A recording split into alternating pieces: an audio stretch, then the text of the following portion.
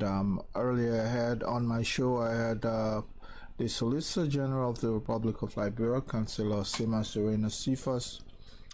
And I just thought to take a second phase of this program, this broadcast tonight. If you're joining me on YouTube, I'd like to welcome you.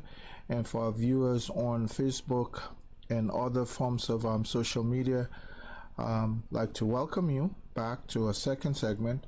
This time we're going to look at something a gentleman in a political dispensation called the cartel. And today another individual within our society, the Liberian society, calls cabal, C-A-B-A-L. We'll look at the two words.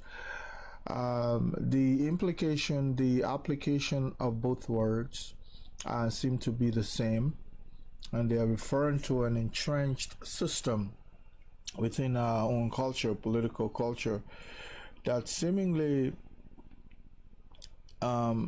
stifle any effort to end corruption in our system. And so, or a kind of pariah system where only a certain class of people benefit, and then that's a small number of that class of beneficiaries are preventing everything within their power to sustain that hegemony or hegemony, that system. And one of the reasons why, in fact, we find ourselves unable to end endemic corruption in the Republic of Liberia is the fact that the small group of individuals are so wealthy, they're barren, they're mogul, if you will. They derive their wealth from, of course, stolen asset, national asset that belong to the Republic of Liberia and its people. These people have taken upon themselves to keep this asset to themselves while they served government. Some are still within the system. So what happened was, when Madam Sirleaf was leaving power back in 2017, and she turned power, of course, over in 2018 when the inauguration was held, there were certain individuals within her system that she pleaded with the Liberian, her successor, to retain some of these people. Well, out of a clear indication, some of these people she requested to be retained within the new governance are the ones who are there to prevent or to sustain the cartel or the cabal, this class of corrupt individuals who have taken millions and millions of our money, and these individuals, of course, are the ones that have been referred to as the cabal or the cartel. And they're very powerful, they're barren, meaning very wealthy. Some of them are here in the United States, some they are spread all over the world. And one may ask, what are you talking about?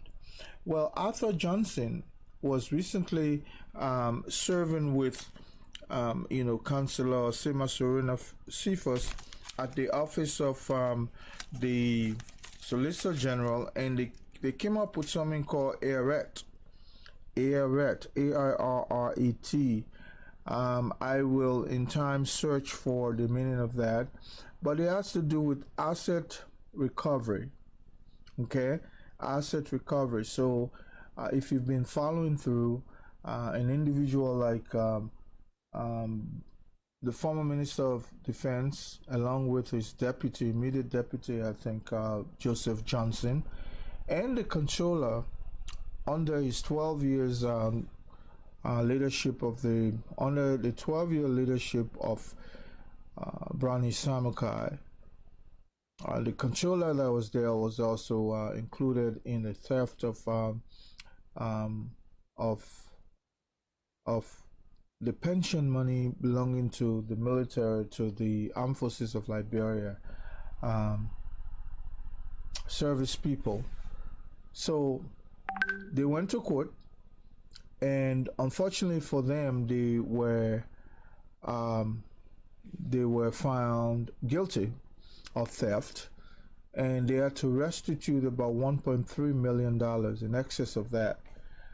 And but so the essence of this broadcast, this rebroadcast, or this second broadcast, is to actually look at some of the people who are preventing. We all have this feeling in Liberia that people who don't want the president, especially of the republic, is probably the number one person that wouldn't want corruption to end.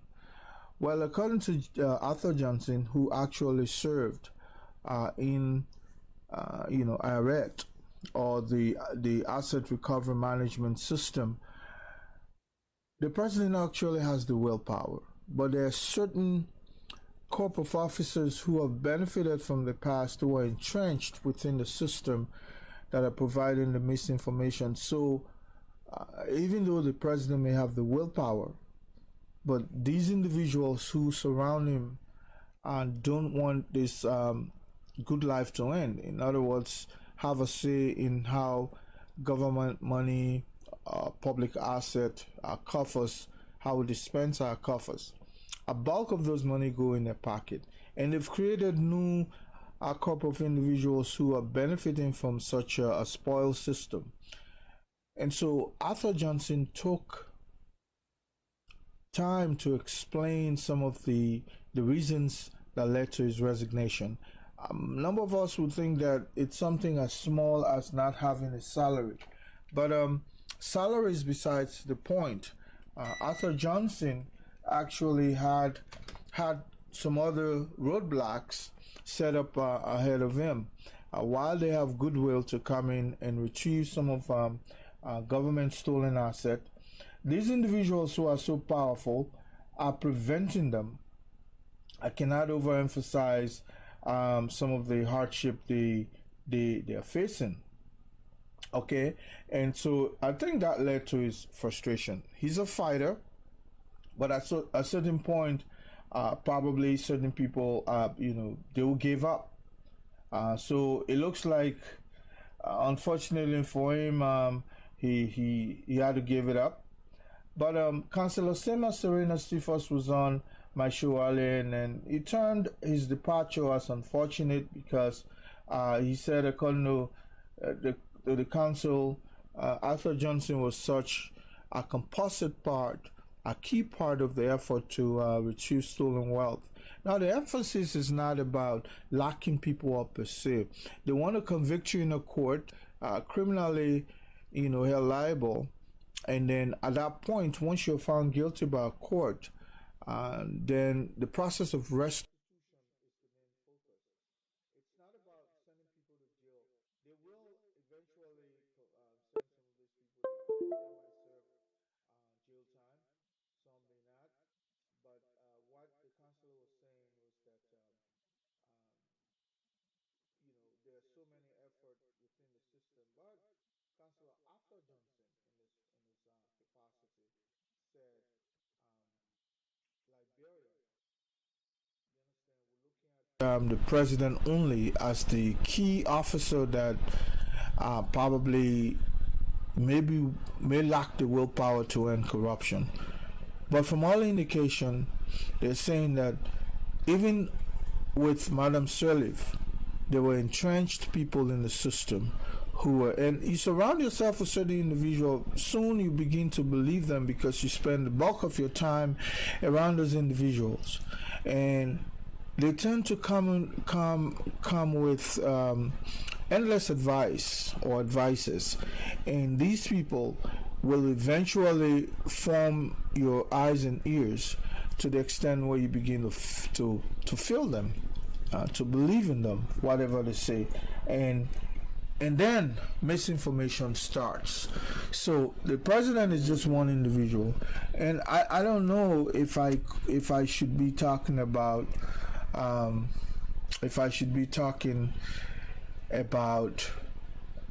president per se.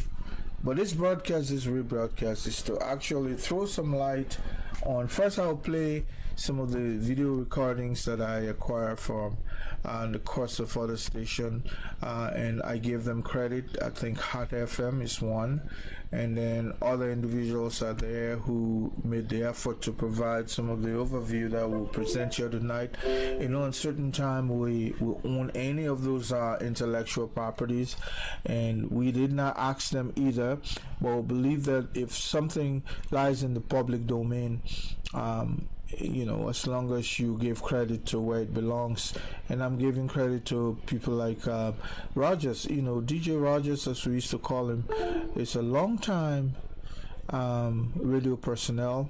He has worked in the system in excess of probably 30 years. I remember he used to be with Radio Moravia, and these individuals, they believe in nothing but journalism. They may not be some of the very astute professional journalists that you have, but they've gone through thousands and thousands of in-service training.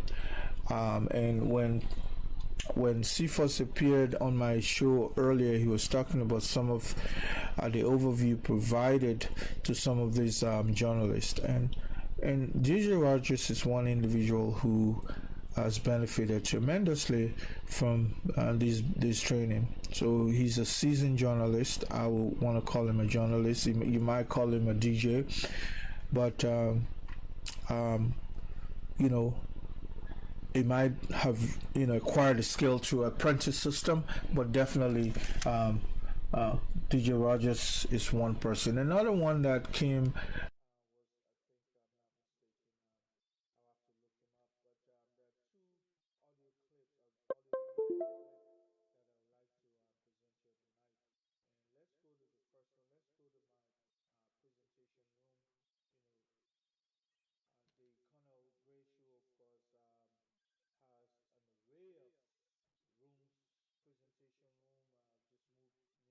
Move from one room to the other. Some are physical room, the others are just virtual room. So in this case, I'm moving to a virtual.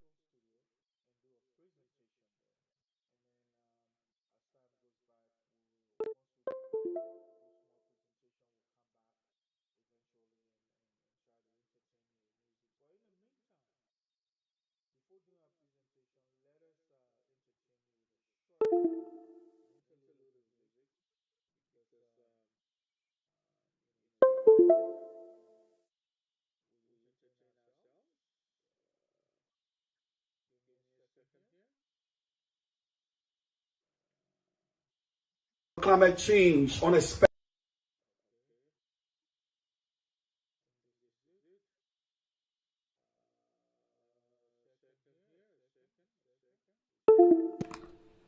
To be playing music.